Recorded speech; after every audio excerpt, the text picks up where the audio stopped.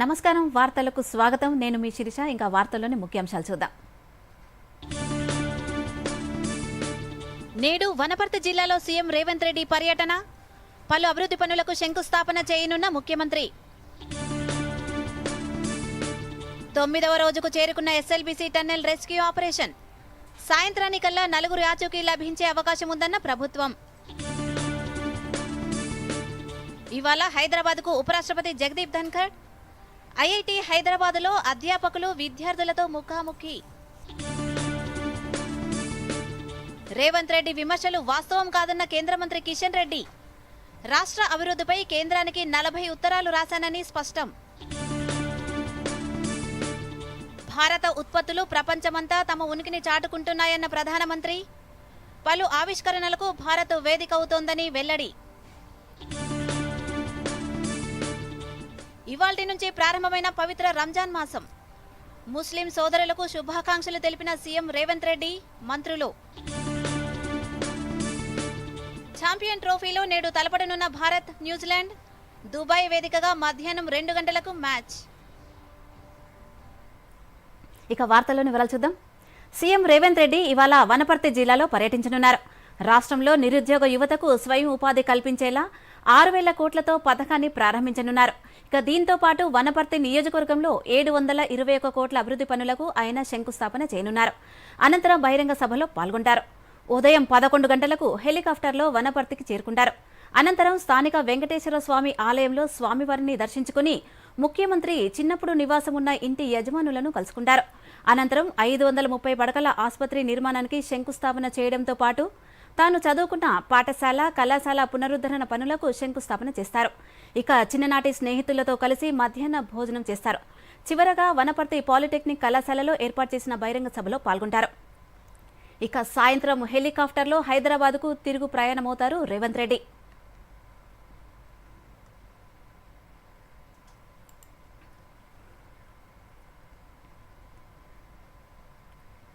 వరంగల్ మామునూరు ఎయిర్పోర్టుపై జూబ్లీహిల్స్ నివాసంలో ముఖ్యమంత్రి రేవంత్ రెడ్డి సమీక్ష నిర్వహించారు మామునూరు ఎయిర్పోర్టుకు సంబంధించి పూర్తి వివరాలను ముఖ్యమంత్రికి అధికారులు వివరించారు ఎయిర్పోర్టు భూసేకరణ పెండింగ్ పనులకు సంబంధించి అధికారులను వివరాలు అడిగి తెలుసుకున్నారు ఎయిర్పోర్టుకు సంబంధించి అసంపూర్తిగా ఉన్న భూసేకరణ ప్రక్రియను వీలైనంత త్వరగా పూర్తి చేయాలని అధికారులను ఆదేశించారు సేకరణ పూర్తి చేసి వీలైనంత త్వరగా డిజైనింగ్కు పంపించేలా చర్యలు తీసుకోవాలని చెప్పారు కొచ్చి విమానాశ్రయం తరహాలో వరంగల్ ఎయిర్పోర్టు ఉండాలని ముఖ్యమంత్రి సూచించారు ఎయిర్పోర్టు వద్ద నిత్యం యాక్టివిటీ ఉండేలా ఎయిర్పోర్టు డిజైన్ చేయాలన్నారు విమాన రాకపోకలతో పాటు ఇతర యాక్టివిటీస్ ఉండేలా విమానాశ్రయ నిర్మాణం ఉండేలా చూడాలని చెప్పారు ఇక ఎప్పటికప్పుడు సమీక్షలు చేస్తూ ప్రతి నెల తనకు ప్రోగ్రెస్ రిపోర్టు అందించాలని అధికారులను ఆదేశించారు ఇదిలా ఉండగా ఈ సందర్భంగా మామునూరు విమానాశ్రయానికి కేంద్రం గ్రీన్ సిగ్నల్ ఇచ్చేలా కృషి చేసిన ముఖ్యమంత్రి రేవంత్ రెడ్డికి ఉమ్మడి వరంగల్ జిల్లాకు చెందిన మంత్రులు ఎంపీలు ఎమ్మెల్యేలు ఇతర నేతలు ధన్యవాదాలు తెలిపారు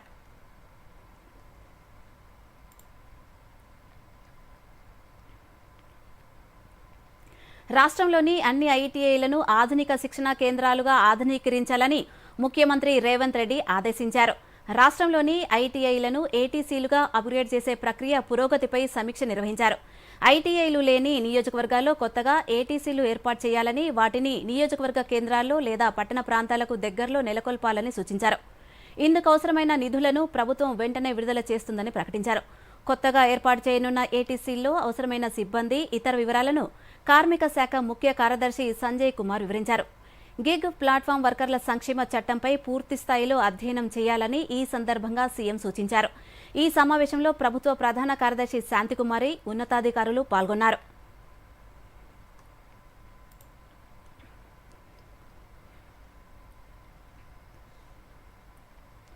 ఉపరాష్ట్రపతి జగదీప్ ధన్ఖడ్ ఈ రోజు కంది శివారులోని ఐఐటి హైదరాబాద్ సందర్శించనున్నారు అధ్యాపకులు సిబ్బంది విద్యార్థులతో సంభాషిస్తారు అలాగే నగరంలో జరిగే ఒక ప్రైవేటు కార్యక్రమానికి కూడా ఆయన హాజరవుతారు ఈ రోజే న్యూఢిల్లీకి బయలుదేరతారు ఉపరాష్ట్రపతి రాక సందర్భంగా ఏర్పాట్లపై ఇప్పటికే ఎస్సీఎస్ శాంతికుమారి అధికారులకు కీలక సూచనలు చేశారు ప్రోటోకాల్ నిబంధనల ప్రకారం ఏర్పాట్లు నిర్దేశించాలన్నారు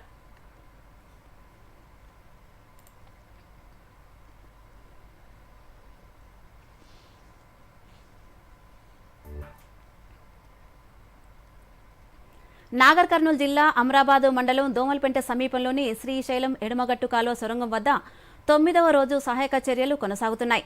పైకప్పు కూలిన దుర్ఘటనలో చిక్కుకున్న 8 మంది కార్మికులు దాదాపు విగత జీవులుగా మారినట్లు అధికార యంత్రాంగం అంచనా వేస్తోంది. వారు ప్రాణాలతో ఉండే అవకాశాలు ఉన్నాయనే దానిపై 1% ఆశలున్నప్పటికీ సొరంగంలో పరిస్థితిని పరిశీలిస్తే కష్టమేనన్న ఆందోళన వ్యక్తమవుతోంది. నాగర్ కర్నూలు జిల్లా అమరాబాద్ మండలం దోమలపెంట సమీపంలోని ఎస్ఎల్బీసీ సొరంగంలో ఫిబ్రవరి 22న ఉదయం 8:30 ప్రాంతంలో పైకప్పు కూలింది. అక్కడ 8 రోజులుగా సహాయక చర్యలు కొనసాగుతూనే ఉన్నాయి. ఇక ఆయా చోట్ల నేరుగా తవ్వకాలు చేపట్టనున్నారు. దాదాపు 18 ఏజెన్సీలు, వాటి పరిధిలోని 54 మంది ఉన్నతాధికారులు, 703 మంది సహాయక చర్యలో పాల్గొంటున్నారు. ఎస్ఎల్బీసీ టన్నెల్లో చిక్కుకున్న కార్మికుల కోసం జరుగుతున్న సహాయక చర్యల్లో పురోగతి కనిపించిందని, సాయంత్రానికి ఏదైనా సమాచారం లభ్యమయ్యే అవకాశం ఉందని మంత్రి జూపల్లి కృష్ణారావు ప్రకటించారు. వారు జీవించి ఉండే అవకాశాలు 99% లేనట్లేనని నిపుణులు వెల్లడించారన్నారు. ఆ నలుగురి ఆచూకీ పలానా దగ్గర అంటే ఉన్నట్టుగా గుర్తు జరుగుతుంది. అక్కడ సపరేట్ గా అక్కడ మాన్యువల్ గా మనుషుల ద్వారా కూడా మళ్ళీ కొంత తవ్వడం కూడా జరిగింది. అది బహుశా రేపు మధ్యాహ్నం సాయంకాలం వరకు అది పూర్తయితే మనకు ఒక రిజల్ట్ అనేది వస్తుంది. రెండవది, లోపల ఏదుందో దాన్ని చేయాలన్నప్పుడు దానికి పెద్ద ఎత్తున అడ్డంకులు ఉన్నవి. ఆ ఎంటైర్ బోరింగ్ మిషన్ అడుగు బాగాన ఉన్నట్టుగా కనపడతా ఉంది. మిగతా నలుగురు సంబంధించి ఆల్మోస్ట్ 11 మంది ఏజెన్సీలు ఇక్కడ పనిచేస్తా ఉన్నాయి. సో వాళ్ళందరూ కూడా నిష్ణాతులు. అంటే సుమారుగా ఇన్ని ఏజెన్సీలు ఇంతమంది పనిచేస్తారంటే వాళ్ళందరూ కూడా అనుభవం లేనోడు కాదు, ఆలోచన లేనోడు కాదు. ఎస్ఎల్బీసీ ఘటన దురదృష్టకరమని కేంద్ర ప్రభుత్వం ఎప్పటికప్పుడు వివరాలు తెలుసుకుంటోందని బీజేపీ శాసనసభాపక్ష నేత ఏలేటి మహేశ్వర్ రెడ్డి అన్నారు. ఏలేటి నేతృత్వంలోని బీజేపీ బృందం ఎస్ఎల్బీసీ టన్నెల్ను సందర్శించింది. సహాయక చర్యలపై ఆరా తీశారు. ఈ సందర్భంగా ఏలేటి మహేశ్వర్ రెడ్డి మాట్లాడుతూ, పెండింగ్ ప్రాజెక్టులు తిరిగి పనులు ప్రారంభించేటప్పుడు సరైన చర్యలు తీసుకోకపోవడం వల్లే ఈ ఘటన జరిగి ఉంటుందని ఆరోపించారు. ఇందుకు ప్రభుత్వమే బాధ్యత వహించాలని అన్నారు. బాధాకరమైన అంశం. దాదాపు 8 నిండు ప్రాణాలు మరి వారి ఆచూకీ కోసం గత 8 రోజుల నుంచి రెస్క్యూ టీమ్స్ అన్ని కూడా ఆపరేషన్స్ మొదలుపెట్టి డే అండ్ నైట్ పనిచేస్తున్న సందర్భం చూస్తూ ఉన్నాం. యాక్సిడెంట్ జరిగినటువంటి కొన్ని నిమిషాల్లోనే గౌరవ ప్రధానమంత్రి నరేంద్ర మోడీ గారు ముఖ్యమంత్రి గారితో మాట్లాడి రెస్క్యూ టీమ్స్ పంపడం జరిగింది. ఒక ప్రాజెక్టు దాదాపు 40 సంవత్సరాల నుంచి నడుస్తున్నటువంటి ప్రాజెక్టు. ఈ ప్రాజెక్టు గత ప్రభుత్వంలో కానీ కాంగ్రెస్ ప్రభుత్వంలో కానీ 2 సార్లు మరి మొదలుపెట్టి మానేసిన తర్వాత మళ్ళీ హడావిడిగా ఈ ప్రభుత్వము రాగానే సలహాలను వీళ్ళు పాటించకుండా మీరు హడావిడిగా కాంట్రాక్టర్ మీద వదిలేస్తే కాంట్రాక్టర్ డబ్బులు మిగిల్చుకోవడానికి ఇవేవి కూడా మరి ముందు జాగ్రత్త చర్యలు తీసుకోకుండా ఆయన మొదలు పెట్టడం ఇది ప్రభుత్వ వైఫల్యంగా మేము భావిస్తా ఉన్నాం. మహారాష్ట్రలోని నాందేడ్ జిల్లా ధర్మాబాద్ సమీపంలో గోదావరి నదిపై ఉన్న బాబ్లీ ప్రాజెక్టు గేట్లను నిన్న 2 రాష్ట్రాల అధికారులు కలిసి తెరిచారు. సుప్రీంకోర్టు తీర్పు ప్రకారం మహారాష్ట్ర ప్రభుత్వం ఏటా జూలై 1న ప్రాజెక్టు గేట్లను ఎత్తి అక్టోబర్ 28 వరకు నదీ ప్రవాహానికి ఆటంకం లేకుండా తెరిచి ఉంచుతుంది. దీంతో పాటు మార్చి 1న గేట్లను ఎత్తి ప్రాజెక్టు నుంచి దిగువకు నీటిని వదిలి రాత్రికి మూసివేస్తుంది. ఇందులో భాగంగా నిన్న ఉదయం తెలంగాణ నీటిపారుదల శాఖ అధికారులు 0.6 టీఎంసీల నీటిని వదిలారు. దీంతో నిజామాబాద్ జిల్లా కందుకుర్తి, నిర్మల్ జిల్లా బాసర వద్ద ప్రవాహం స్వల్పంగా పెరగనుంది. ఇక ఈ నీరు ఎస్ఆర్ఎస్పీకి చేరుకుంటుందని అధికారులు తెలిపారు.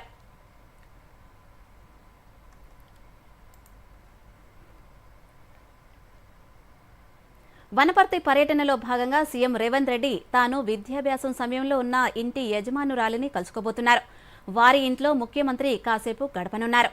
రేవంత్ రెడ్డి తమ ఇంటికి రావడం సంతోషంగా ఉందంటున్న ఇంటి యజమానురాలు పార్వతమ్మతో మా ప్రతినిధి బాలస్వామి ఫేస్ టు ఫేస్. రాష్ట్ర ముఖ్యమంత్రి యనమల రేవంత్ రెడ్డి వనపర్తికి వస్తున్నారు. ఈ సందర్భంగా తాను వనపర్తిలో బాల్యంలో ఇక్కడ హై స్కూల్, ఇంటర్మీడియట్ విద్యను ఇక్కడనే చదివినందున తాను ఇక్కడ ఉన్నప్పుడు ఏ ఇంట్లో అయితే అద్దెకున్నారో ఆ ఇంటి యజమాని పార్వతమ్మ ఉన్నారు.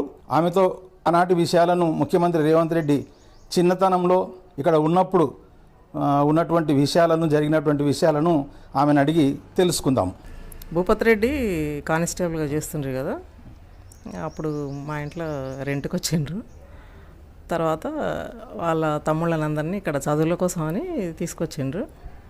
అప్పటి నుంచి మా ఇంట్లోనే ఉన్నారు. దాదాపు 12 సంవత్సరాలు ఉన్నారు మా ఇంట్లో.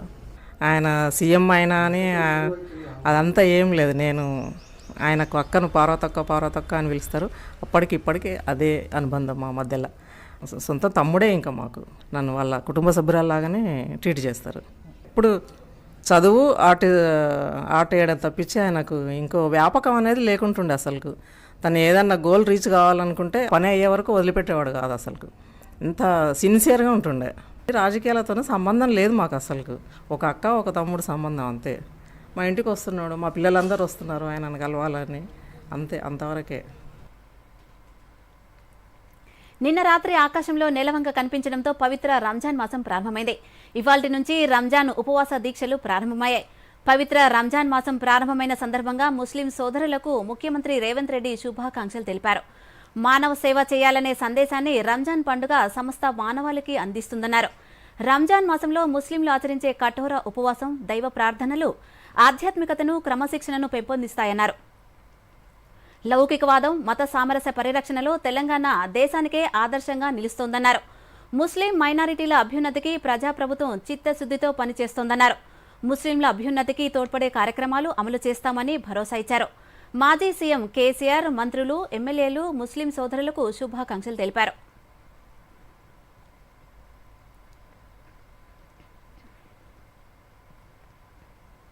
అబద్దాలు చెప్పినంత మాత్రాన రాష్ట్రంలోని కాంగ్రెస్ ప్రభుత్వంపై వ్యతిరేకత తగ్గదని కేంద్ర మంత్రి కిషన్ రెడ్డి అన్నారు. సీఎం రేవంత్ రెడ్డిని ప్రజలు నమ్మే పరిస్థితి లేదని చెప్పారు. నాంపల్లిలోని బీజేపీ రాష్ట్ర కార్యాలయంలో నిర్వహించిన మీడియా సమావేశంలో ఆయన మాట్లాడారు. హామీలను అమలు చేయడంపై దృష్టి పెట్టకుండా ప్రభుత్వ పెద్దలు బీజేపీపై ఆరోపణలు చేస్తున్నారని కిషన్ రెడ్డి అన్నారు. రాష్ట్రాలకు కేంద్రం నిధులివ్వడంలో ఒక విధానం ఉంటుందని స్పష్టం చేశారు. ఇక తెలంగాణలో కేంద్రం చేపట్టిన 10 లక్షల కోట్ల విలువైన పనులకు ఇప్పటికే వివరించామని తెలిపారు. కేంద్ర పథకాలను సమర్థంగా అమలు చేయాలని ముఖ్యమంత్రులకు లేఖలు రాశానని, సీఎంలతో సంబంధం లేకుండా రాష్ట్ర అభివృద్ధిని కోరుకునే వ్యక్తి తానేనని అన్నారు.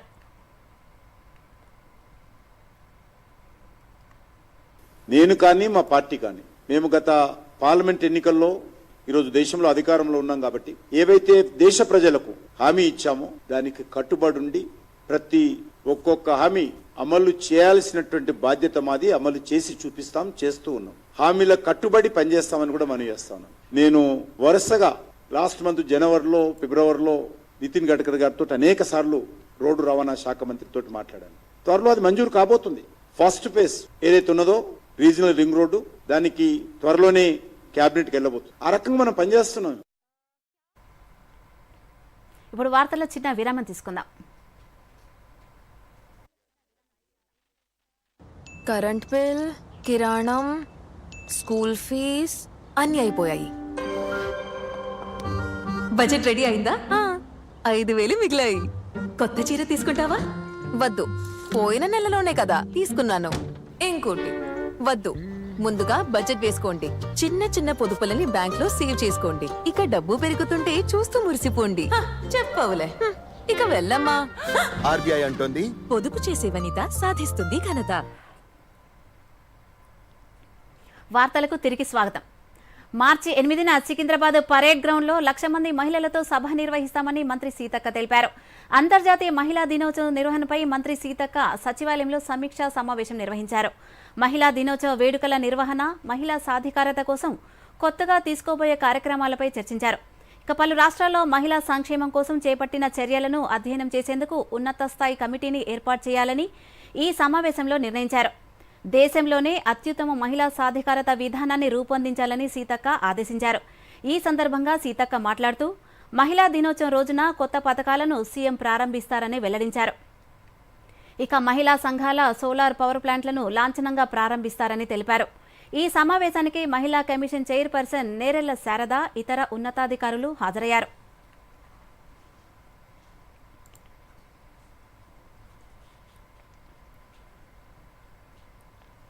తెలంగాణలో త్వరలో ఉప ఎన్నికలు వస్తాయని బీఆర్ఎస్ వర్కింగ్ ప్రెసిడెంట్ కేటీఆర్ అన్నారు.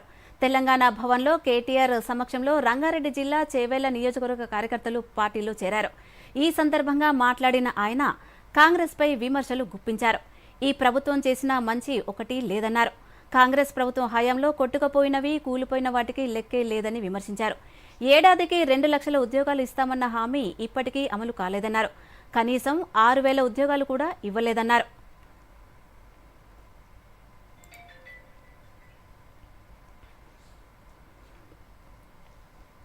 ఏడాది కిందటి వరకు శాంతియుతంగా ఉన్న తెలంగాణలో కాంగ్రెస్ అధికారంలోకి రాగానే శాంతి భద్రతలు క్షీణించాయని ఎమ్మెల్యే హరీష్ రావు విమర్శించారు. నాగర్ కర్నూలు జిల్లా కొల్లాపూర్ నియోజకవర్గంలోని నార్యానాయక్ తాండాలో బీఆర్ఎస్ కేడర్పై జరిగిన దాడి దీనికి నిదర్శనమన్నారు. కాంగ్రెస్ మార్క్ ఎమర్జెన్సీని ఆ పార్టీ కొల్లాపూర్లో అమలు చేయిస్తోందని ఆరోపించారు. ప్రజాస్వామ్యంలో ఇలాంటి దాడులు గర్హనీయమని హరీష్ రావు పేర్కొన్నారు. ప్రభుత్వ వైఫల్యాలు ప్రజలకు తెలియజేస్తున్నామని అన్నారు.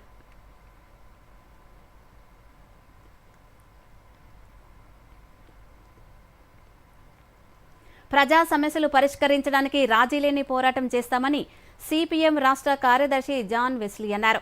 దళిత, గిరిజన, బలహీన వర్గాల సమస్యలు తెలుసుకుని అధ్యయనం చేసి ప్రభుత్వం దృష్టికి తీసుకెళ్తామని అన్నారు. నల్గొండ పట్టణంలో సిపిఎం పార్టీ ఆధ్వర్యంలో భారీ ర్యాలీ నిర్వహించారు. అనంతరం పార్టీ కార్యాలయంలో ముఖ్య నేతలతో సమావేశమయ్యారు. ఈ సందర్భంగా ప్రజల కోసం పార్టీ నిర్వహించాల్సిన కార్యక్రమాలపై విస్తృతంగా చర్చించారు.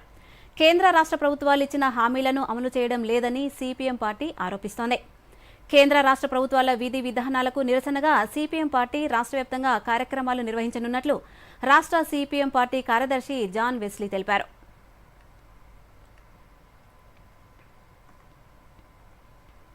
స్థానిక సమస్యల మీద సిపిఎం పార్టీ ప్రజల దగ్గరికి వెళ్ళి ప్రజా సమస్యల్ని సర్వేలు చేసి వాటి పరిష్కారం కోసం ఉద్యమాలు చేపట్టాలని చెప్పి రాష్ట్ర కమిటీ నిర్ణయం చేసింది.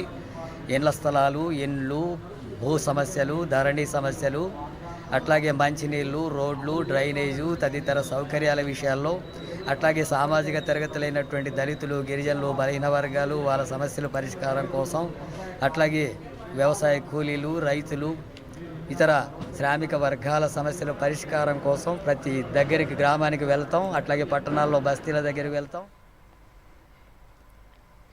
తీన్మార్ మల్లన్నపై కాంగ్రెస్ పార్టీ క్రమశిక్షణ చర్యలు తీసుకుంది.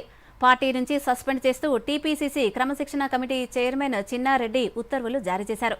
బీసీ కులగణన నివేదికను కాల్చివేయడంపై క్రమశిక్షణ కమిటీ నోటీసులు ఇచ్చింది.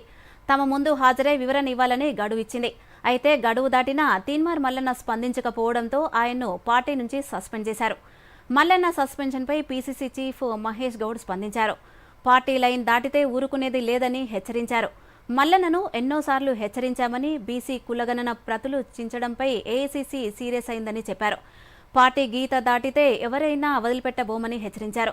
ఈ అంశంపై తీన్మార్ మల్లన్న సోషల్ మీడియా వేదికగా స్పందిస్తూ తననెవరూ అణచివేయలేరని, తన సిద్ధాంతం ప్రకారం తన కార్యాచరణతో ముందుకెళ్తానని పేర్కొన్నారు.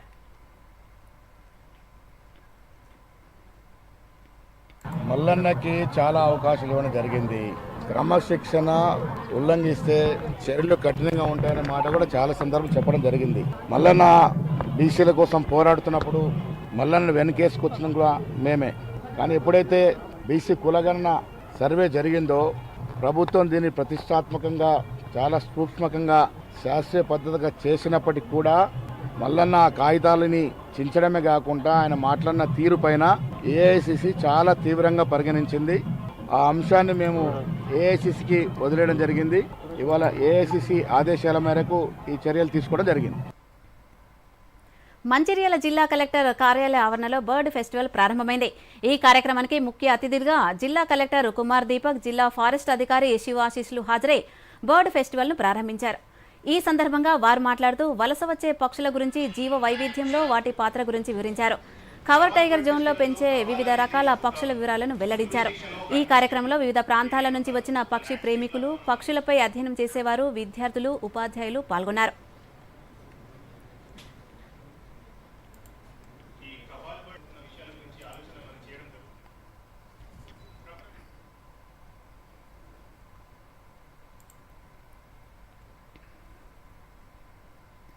And over this 2-day workshop, there will be many sessions on children, school children being trained in the art of birding, teachers being trained how to talk about birds to children.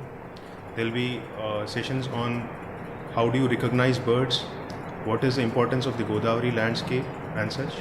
There is special focus on the wetlands here, and also there are multiple sessions where scientists will be talking about the decades of research and making them understand about how important bird conservation, long-term monitoring and observation is in this landscape.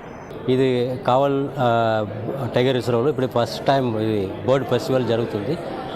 దీనిలో మనకు research పర్సన్గా పిలిచారు. ఇక్కడ bird migration study మీద మేము పనిచేస్తున్నాము ఈ Godavari landscape ఏరియాలో. దాని గురించి ఇప్పుడు మాట్లాడాను. ఎక్కడెక్కడ ఏ చోట్ల మనం ఆల్రెడీ వర్క్ చేసాము, అక్కడ వస్తున్న బర్డ్స్ ఎక్కడెక్కడ నుండి వస్తున్నాయి, అది ఎన్ని రోజులు అక్కడ ఉండి అక్కడ వెళ్ళిపోతున్నాయి, దానికోసం ఎలాంటి కన్సర్వేషన్ మెషర్స్లు అది అన్నీ తీసుకోవాలి అని చెప్పి కాన్ఫరెన్స్లో చెప్పాను. ఇప్పుడు వార్తల్లో మరో చిన్న విరామం తీసుకుందాం. Good girl.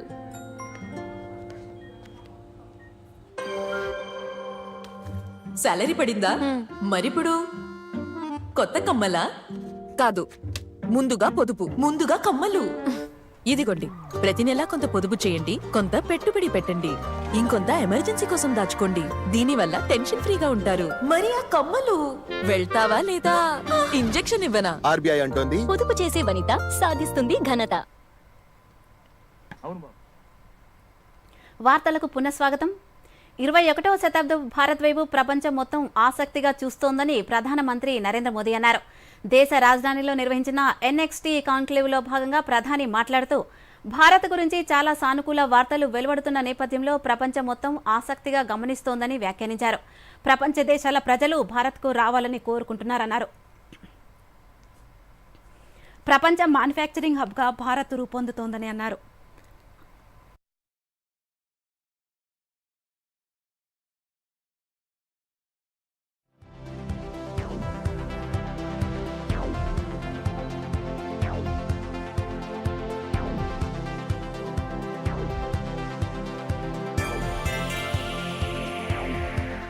ఇక ప్రపంచ మ్యానుఫ్యాక్చరింగ్ హబ్గా భారత్ రూపొందుతోందని ప్రధానమంత్రి నరేంద్ర మోదీ అన్నారు.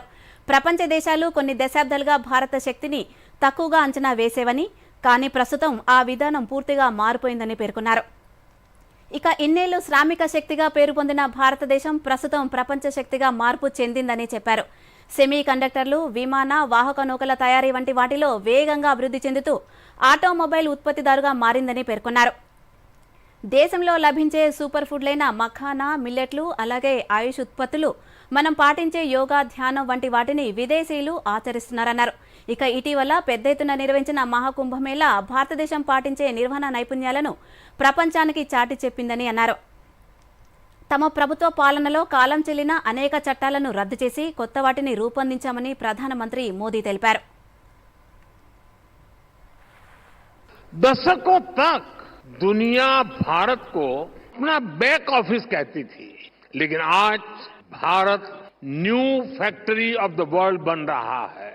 हमारे डिफेंस प्रोडक्ट्स दुनिया को भारतीय इंजीनियरिंग और टेक्नोलॉजी की ताकत दिखा रहे हैं. इलेक्ट्रॉनिक्स से ऑटोमोबाइल सेक्टर तक दुनिया ने हमारी स्केल को, हमारे सामर्थ्य को देखा है. हम दुनिया को सिर्फ अपने प्रोडक्ट ही नहीं दे रहे हैं, भारत ग्लोबल सप्लाई चेन में एक ट्रस्टेड और रिलायबल पार्टनर भी बन रहा है. साथियों, आज अगर हम बहुत सारे सेक्टर्स में लीडर बने हैं तो उसके पीछे बहुत सालों की सुविचारित मेहनत है. ये सिस्टमैटिक पॉलिसी डिसीजन से ही संभव हो पाया है. వ్యవసాయ రంగాన్ని మరింత దృఢంగా, సుసంపన్నంగా మార్చడమే లక్ష్యంగా ఈ ఏడాది కేంద్ర బడ్జెట్ రూపొందించడం జరిగిందని ప్రధానమంత్రి నరేంద్ర మోదీ అన్నారు. వ్యవసాయం, గ్రామీణ శ్రేయస్సుపై బడ్జెట్ అనంతరం వెబినార్ను ఉద్దేశించి ప్రధాని మాట్లాడారు. అభివృద్ధి చెందిన భారతదేశం లక్ష్యం వైపు వెళ్లాలనే దేశ సంకల్పం చాలా స్పష్టంగా ఉందని మోదీ అన్నారు. సంపన్నులు, రైతు సాధికారతతో కూడిన భారతదేశాన్ని నిర్మించేందుకు కలిసి పనిచేస్తున్నామని చెప్పారు.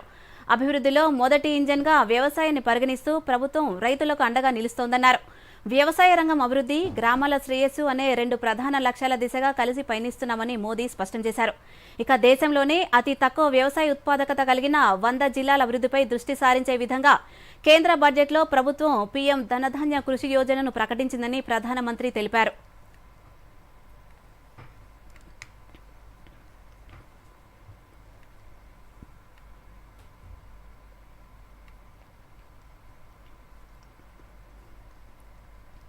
రాష్ట్రపతి పాలన కొనసాగుతున్న మణిపూర్లోని భద్రతా పరిస్థితులపై కేంద్ర హోంమంత్రి అమిత్ షా ఉన్నత స్థాయి అధికారులతో సమీక్షా సమావేశం నిర్వహించారు.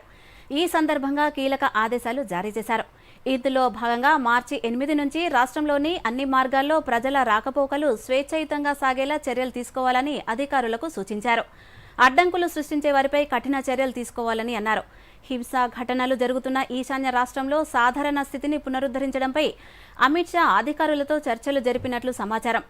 ఢిల్లీలో నిర్వహించిన ఈ సమావేశంలో మణిపూర్ గవర్నర్ అజయ్ కుమార్ భల్లా, ప్రభుత్వ ఉన్నతాధికారులు, ఆర్మీ, పారామిలిటరీ అధికారులు పాల్గొన్నారు.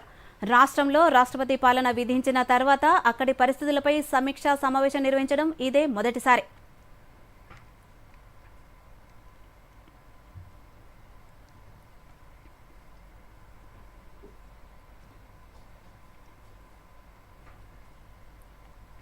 ఉత్తరాఖండ్ ప్రకృతి విపత్తుల్లో గల్లంతైన వారిలో 4 చనిపోయినట్లు అధికారులు తెలిపారు. మిగతా వారి కోసం గాలింపు కొనసాగిస్తున్నాయి. ఇప్పటి వరకే 33 మందిని భద్రతా దళాలు రక్షించాయి. గత 2 రోజులుగా భారీగా కురుస్తున్న హిమపాతంలో రహదారులపై పేరుకుపోయిన మంచును తొలగిస్తున్న కార్మికులపై ఒక్కసారిగా మంచు చర్యలు విరిగిపడడంతో 55 మంది మంచు కింద చిక్కుకుపోయారు. బద్రీనాథ్ క్షేత్రానికి సమీపంలో చమోలి జిల్లాలోని మన్నా గ్రామం వద్ద శుక్రవారం ఈ ఘటన చోటు చేసుకోగా సరిహద్దు రహదారుల సంస్థ బీఆర్ఓ సిబ్బంది హుటాహుటిన ఘటనా స్థలానికి చేరుకుని బాధితులను రక్షించే ప్రయత్నం చేశారు. ఎన్డీఆర్ఎఫ్, ఎస్డీఆర్ఎఫ్ సిబ్బంది కూడా సహాయక చర్యలో పాల్గొంటున్నాయి. ఇప్పటి వరకు 33 మందిని రక్షించి రిషికేశ్లోని ఎయిమ్స్ ఆసుపత్రికి తరలించారు.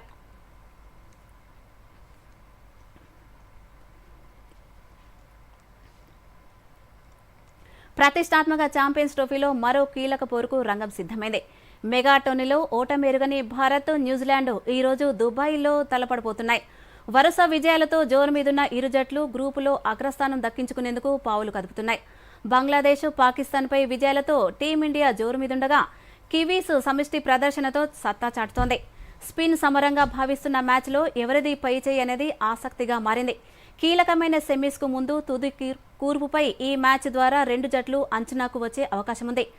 దాయాది పాకిస్తాన్పై సూపర్ సెంచరీతో చెలరేగిన విరాట్ కోహ్లీ కివీస్తో పోరు ద్వారా వన్డేలో 300వ మ్యాచ్ ఆడబోతున్నాడు.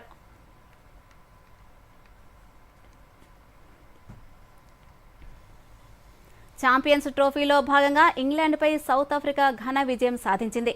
ఇంగ్లాండ్పై నిర్దేశించిన 180 పరుగుల లక్ష్యాన్ని 29 ఓవర్లలో 3 వికెట్లు కోల్పోయి ఛేదించింది. దీంతో టోర్నీ నుంచి ఇంగ్లాండ్ నిష్క్రమించగా సౌత్ ఆఫ్రికా సెమీస్కు దూసుకెళ్లింది. తొలుత టాస్ గెలిచి బ్యాటింగ్ ఎంచుకున్న ఇంగ్లాండ్ 38.2 ఓవర్లలో 179 పరుగులకే ఆలౌటైంది. ఇంగ్లాండ్ బ్యాటర్లు క్రీజులోకి వచ్చిన వారు వచ్చినట్లే పెవిలియన్కు వెళ్లారు. అత్యధికంగా జో రూట్ 37 పరుగులు చేశాడు. సాల్ట్ కేవలం 8 పరుగులు మాత్రమే చేశాడు. 180 పరుగుల లక్ష్యంతో బరిలోకి దిగిన సౌత్ ఆఫ్రికా బ్యాటర్లు నిలకడగా రాణించారు.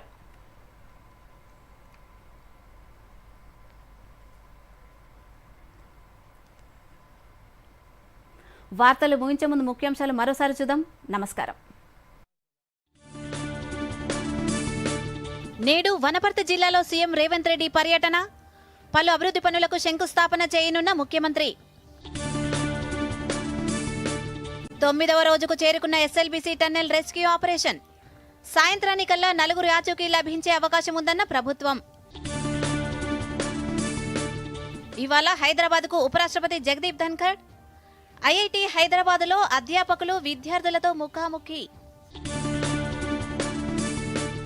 రేవంత్ రెడ్డి విమర్శలు వాస్తవం కాదన్న కేంద్ర మంత్రి కిషన్ రెడ్డి.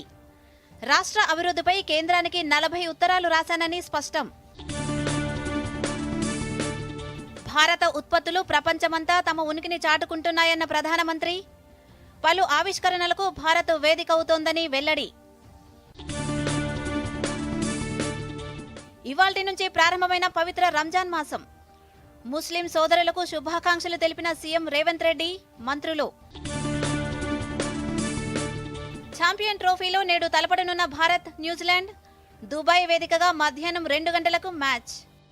దూరదర్శన్ యాదగిరి వార్తలను ఇప్పుడు సోషల్ మీడియాలో కూడా చూడొచ్చు. యూట్యూబ్ అయితే డిడి న్యూస్ తెలంగాణ, ఎక్స్ వేదికగా అయితే DD news Telangana @DD Yadagiri news, Facebook అయితే డిడి న్యూస్ తెలంగాణలో చూసి సబ్స్క్రైబ్ చేసి లైక్ చేయండి, షేర్ చేయండి.